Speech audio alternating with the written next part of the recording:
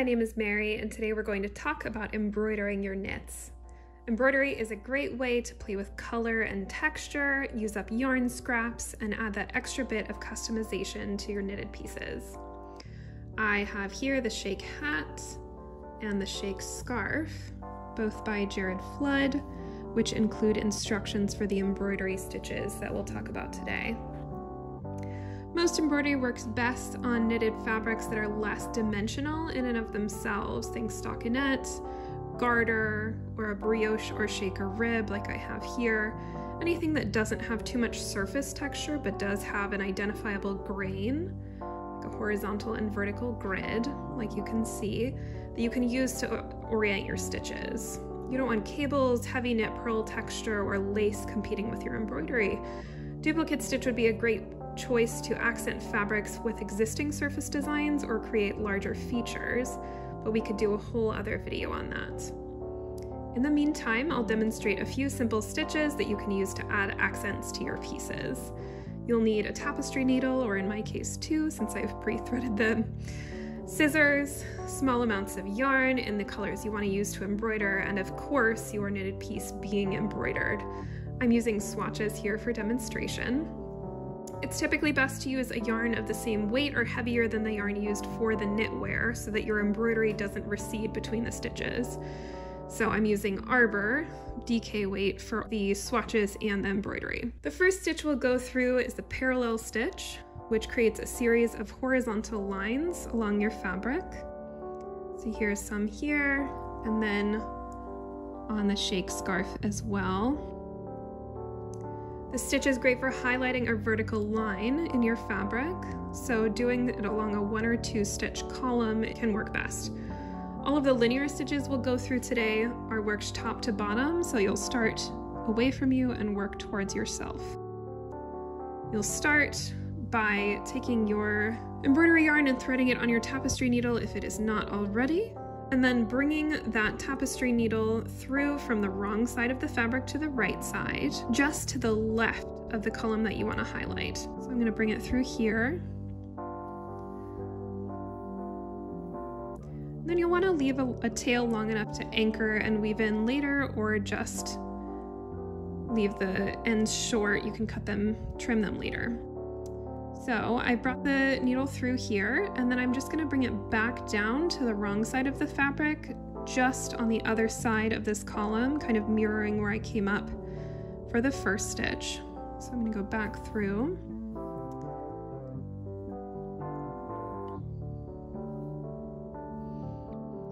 And then come back up below where I first came up, the same vertical area.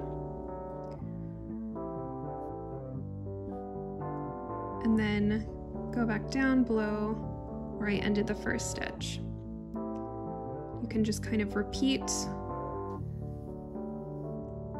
combining these different movements to make your parallel stitches. So I often like to come up and then go back down and come up in the same motion. So I'm going down across from where I came up here, and then coming back up diagonally to the left and below.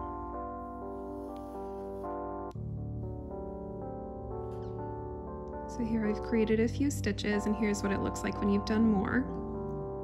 So that makes a little ladder on your fabric.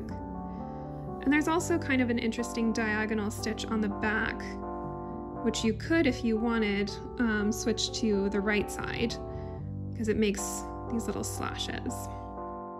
So that's the parallel stitch. So you'll repeat that until you've made a line of stitches to your liking. If you run out of yarn, you can always tie off the end of your strand and start back where you left off with a new length of yarn. You can tie those 2 ends together when you're ready. You can also make an alternating 2-color column by going through with your first color, spaced twice as far apart. And then when you're done with the column in the first color, you'll come back through with the second color and stitch in between your stitches in the first color. You can see on this sample of the shake hat. The Wheatear stitch is another linear stitch that works best along a vertical column of knitted stitches. So here you can see it on my swatch and on the shake scarf. It's got kind of 2 elements here. these little wings and then a chain stitch that runs in between them. So again, with your tapestry needle threaded with your embroidery yarn, you will bring the needle through the fabric a little further left than you did before of the column that you want to embroider. And then you'll bring it back down to the right and below where you brought it up in the center of the column you're highlighting. So I'm gonna be stitching around this column here.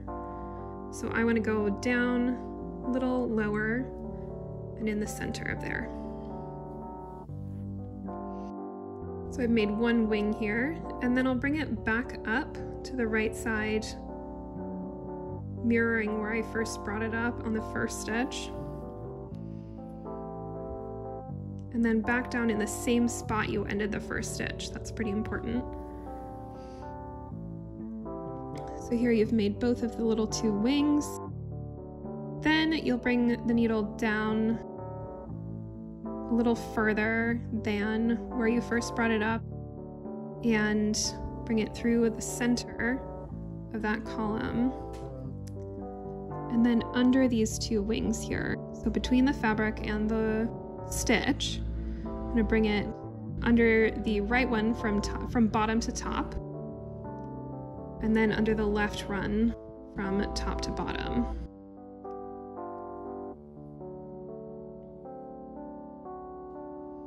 And then back down into the wrong side in the same spot that you came up.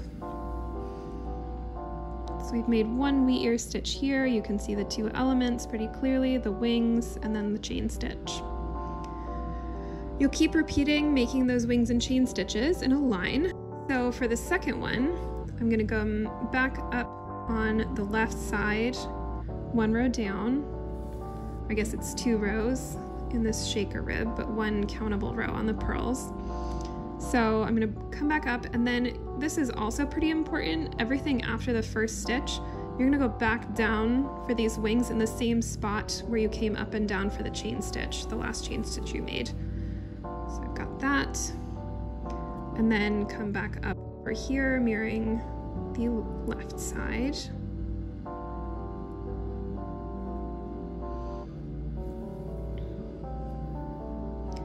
And then back down in that same central spot. Okay, got our wings at the second stitch.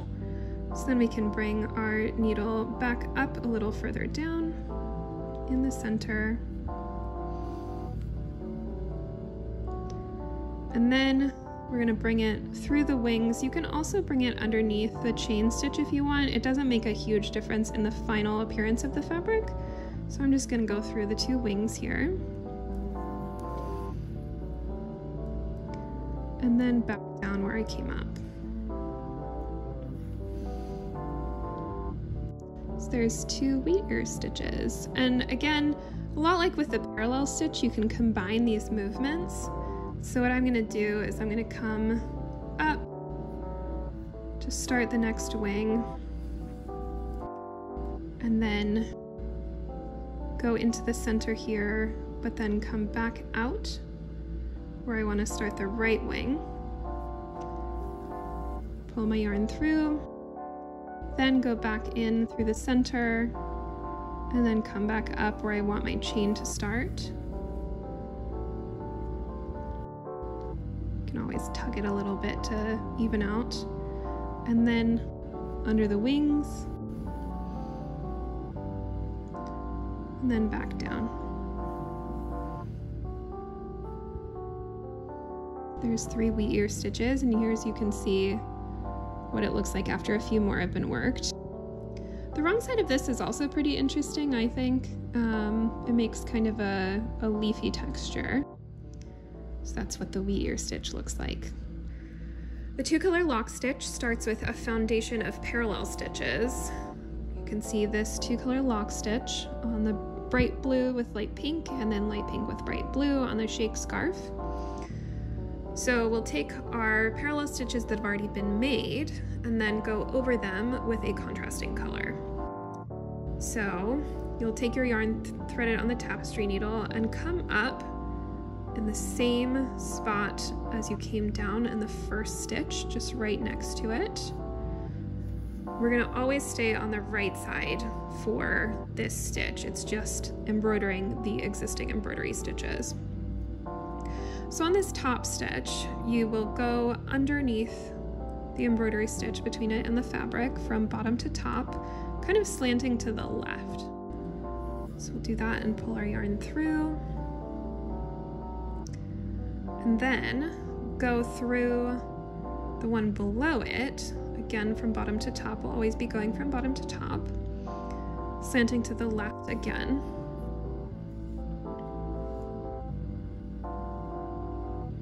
So now we've made one of these going kind of inward, but then we're going to go through the stitch below that one from bottom to top and slanting to the right.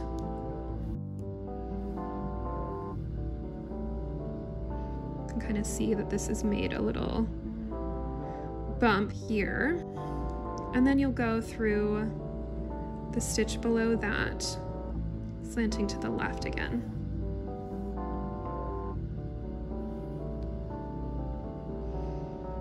You can keep repeating that, going down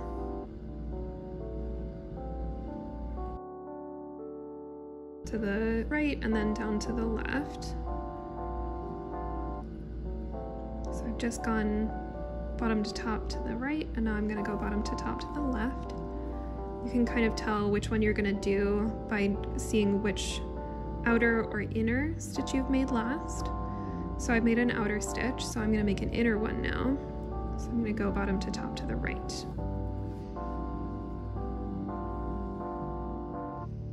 Then you'll repeat that all the way down your column on one side.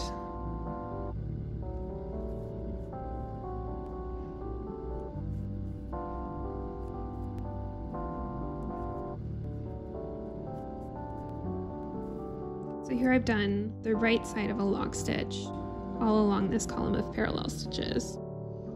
So now I'm going to come along on the left side. So first I'm going to go back to the wrong side so that I can anchor my tail and cut my yarn. Then I'm going to come back at the top and come up on the left side of that first parallel stitch.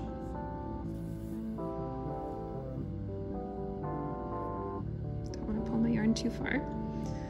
Then I'm going to go from bottom to top towards the right here first.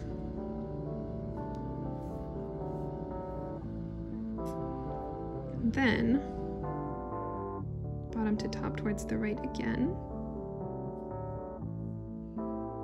The one below it. Kind of pull it taut. Then bottom to top towards the left. So we've just made an outer stitch, now we're going to make an inner stitch. You can kind of tug it outward. So we've made an inner stitch, so now we're going to make an outer stitch going to the right. So this is just mirroring what you did here on the left side instead.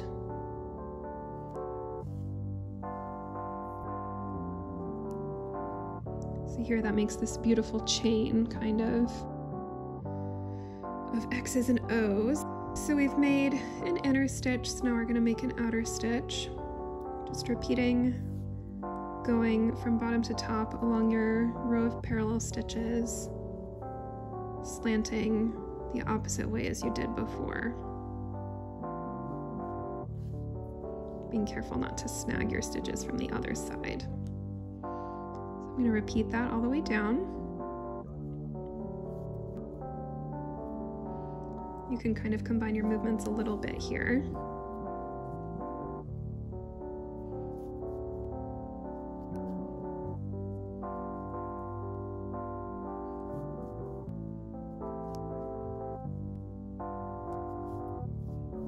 There you have it. Here's a nice row of 2-color lock stitch. So the last stitch I'm going to talk about today is the 4-legged cross stitch, which is a great way to add more freeform details and play with size and placement. You can see we've done some bigger and smaller ones here kind of scattered through on the ends of the shake scarf, kind of like stars. So with your tapestry needle threaded with embroidery yarn, you'll bring it through to the right side of the fabric where you want the top of your stitch to start. So I'm going to come here. And then you're going to bring it down immediately, like perpendicular below where you want it to end. The bottom. Then you're going to bring it up to the right where you want the rightmost part of it to be, kind of in the center vertically between those two. And then this is the tricky part. You're going to bring your yarn, kind of fold it over as if it's going to go into the fabric. But first, you're going to bring your needle underneath both stitches. Well, the stitch that you made and then the yarn that's folded over. So underneath both of these, between them and the fabric. But then bring the embroidery yarn kind of down so that you're going up and over it, and then into the fabric, back to the wrong side, over where you want the right edge of the stitch to be. And then pull it through.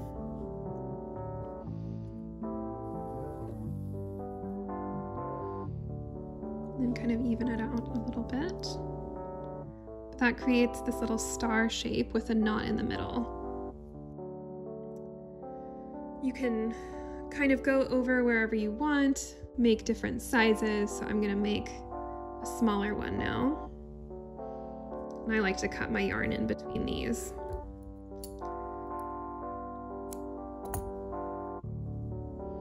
So I'm gonna make another one down here.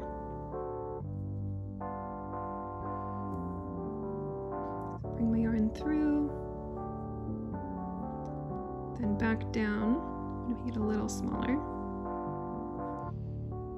And here you can also combine your movements. So in the same motion, I'm gonna go down for the vertical stitch and then back up for the side. Make sure I don't get anything tangled. So I've made my vertical stitch and then come back up to the right side of the fabric for the side of it. Then I'm gonna fold my embroidery yarn over, hold it with my thumb, go underneath that first stitch, underneath the folded yarn, then bring that yarn down so that I can go back down to the wrong side of the fabric. Keep it taut as I run it through. And then even it out. So there you have it. There are, of course, many other embroidery stitches you can use on their own to create larger shapes on your knitting. These are just an introduction. Nearly any small embroidery stitch you can find a tutorial for on YouTube. It can also be done using yarn on your knitted piece. You can think of your pieces as a canvas. Happy stitching!